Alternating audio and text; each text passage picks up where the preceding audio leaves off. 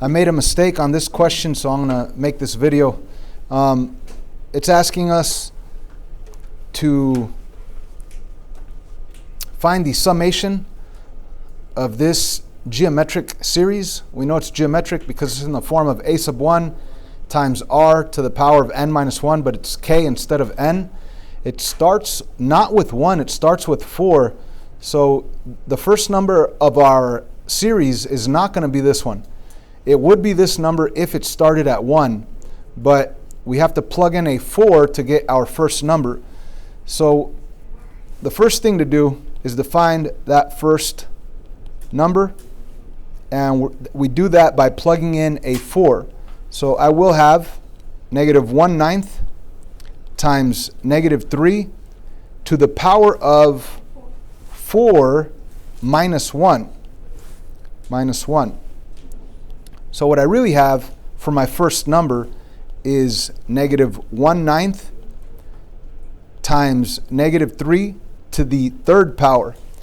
And of course we do exponents before multiplication. Negative 3 times negative 3 is positive 9 times negative 3 takes you back to a negative 27. So we really have a negative 27, and over here we have a negative 1/9.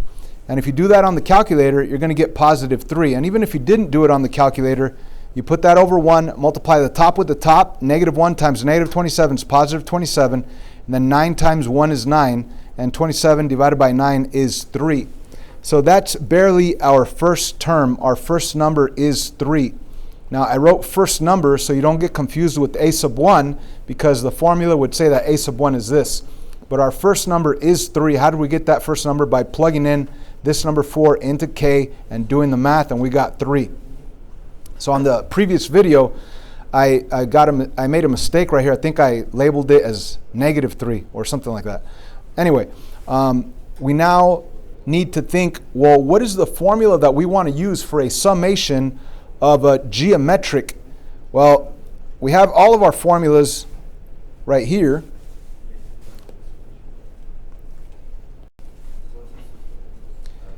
So because it's geometric and it's not infinite, right here it says for infinite geometric down here, so we're not going to use this one.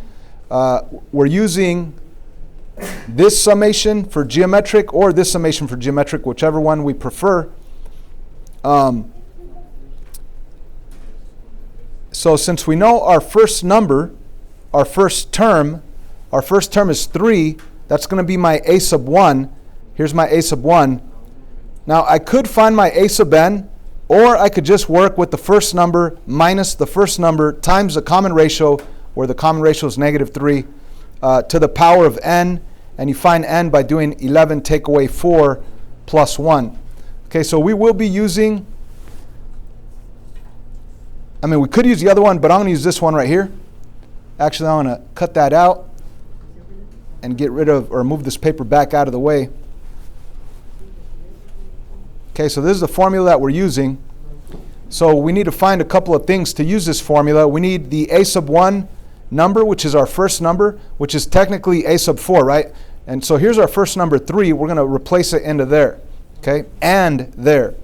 So what about the letter n? What about the letter n? That says how many numbers you actually have. So you're going to go 11 take away 4 plus 1. 11 take away 4 plus 1.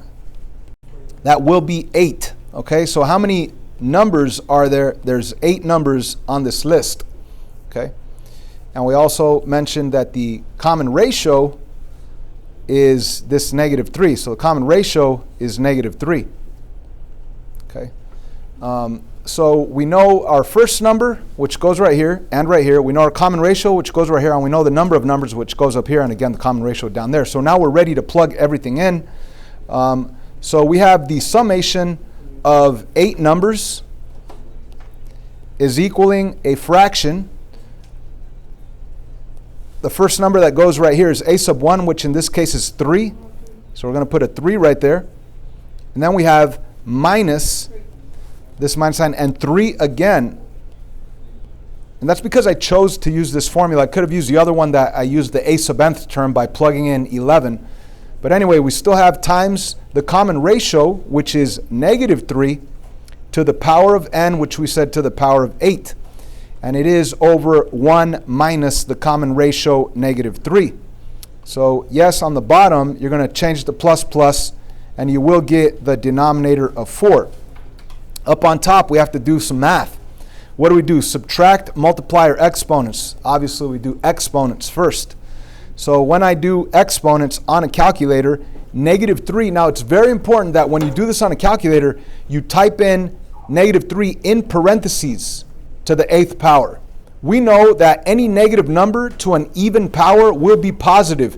If you don't put the parentheses around the negative 3 and to the 8th power, it's going to give you a negative number and it's going to be all wrong. So please type in parenthesis, negative 3, close parenthesis, to the power of 8, and that will give you the positive 6,561. So 6,561 is what we get right there. So what we really need to do is multiply this 6,561 times, you could say 3, or by negative 3, whatever you want. I want to call it a negative 3 instead of a minus 3. So since I have 6,561 on my calculator, I want to hit times negative 3, hit equal, and that will give me negative 19,683. So what I have now is 3, and then the answer minus 19,683.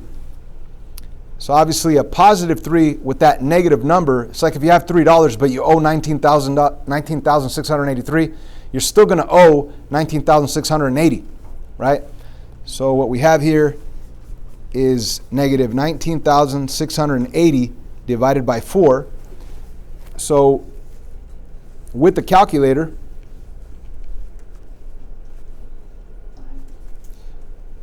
type in that number divided by 4, and you'll get the answer, negative 4,920. So that's what we should type in for this question, okay? Again, the mistake that most people make, I think that I even made, was maybe not typing in parentheses right here, because then you might end up with a negative and it changes everything. So I hope we understand this, and we'll be good to go.